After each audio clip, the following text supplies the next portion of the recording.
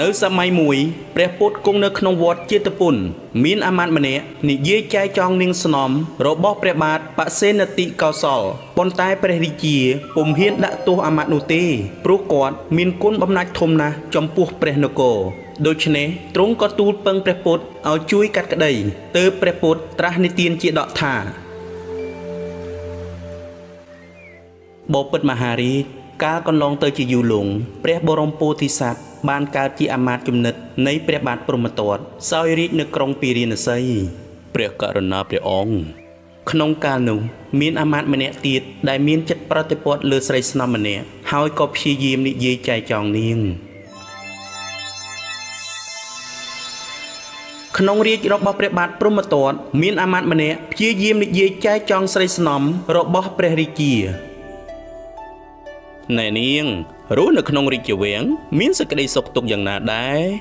ចាលោកនាងខ្ញុំមានសេចក្តីសុខទុក្ខធម្មតាទេចុះមានភាពកក់ក្ដៅទេត្រូវការអ្នកកំដរទេមិនអីទេលោកព្រះរាជាទ្រង់ទតឃើញនឹងជ្រាបពីរឿងនេះប៉ុន្តែមិនបានដាក់ទោសទណ្ឌអ្វីដល់អាមាត្យនោះឡើយព្រោះគាត់ធ្លាប់មានគុណបំណាច់ចំពោះព្រះអង្គផងបើទោះជាស្រីស្នំនោះជាស្នំសំណប់ចិត្តក៏ដោយព្រះរាជាក៏ហៅអាមាត្យជំនិតម្នាក់ផ្សេងទៀតមកជួយដោះស្រាយបញ្ហានេះណែអ្នកជំនិតអ្នកចូលមកនេះមកក្រាបទូលព្រះអង្គតើព្រះអង្គមានអ្វីចង់ឲ្យទូលបង្គំធ្វើទេព្រះរាជាពោលជាប្រស្នាដើម្បីកុំឲ្យរឿងនេះលេចលឺទៅខាងក្រៅណែអ្នកជំនិតនៅសម័យកាលមួយមានរាជសីមួយហួងហែងស្រះបោកខរណីថែរក្សាទុកជាសម្បត្តិផ្ទាល់ខ្លួនតែមានឆ្កែចចកមួយចុះទៅផឹកទឹកស្រះនោះតើវាមិនខ្លាចរាជសីនោះទេឬអាមាត្យស្ដាប់ហើយក៏យល់ភ្លាមថាប្រហែលជាមាននរណាម្នាក់ហ៊ានលួចប្រតិព័ទ្ធលើនាងស្នំណាមួយប្រកបណាស់ក្រាបទូលព្រះអង្គតាមធម្មតាស្រះជារបស់សាធារណៈមិនមែនតែឆ្កែចចកទេដែលអាចចុះទៅផឹកទឹកបានសត្វតូចធំណាក៏អាចចុះផឹកបានដែរប៉ុន្តែវាដូចជាមិនសមសោះក្រាបទូលព្រះអង្គសត្វទាំងនោះបានត្រឹមតែផឹកប៉ុណ្ណោះមិនអាចយកស្រះធ្វើជារបស់ខ្លួនឡើយស្រះនៅតែជាស្រះដូចដើមអញ្ចឹងមើលអ្នកចំណិតចូលនិយាយឲ្យច្បាស់បន្តិចមកបបិទ្ធព្រះអង្គ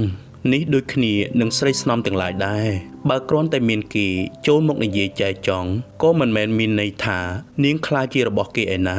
ស្ត្រីនោះនៅតែជាស្ត្រីដូចដើមចុះអ្នកចង់ឲ្យយើងធ្វើដូចម្ដេចក្រាបទូលព្រះអង្គបើអភ័យទោសឲ្យបានគួរតែអភ័យទោសទៅព្រះអង្គល្អណាស់អ្នកចំណិតកាលបានស្ដាប់សម្ដីអាមាត្យហើយព្រះរាជាក៏យល់ភ្លាមទើបព្រះអង្គគ្រាន់តែហៅអាមាត្យនោះមកដាស់តឿនកុំឲ្យធ្វើដូច្នោះតទៅទៀត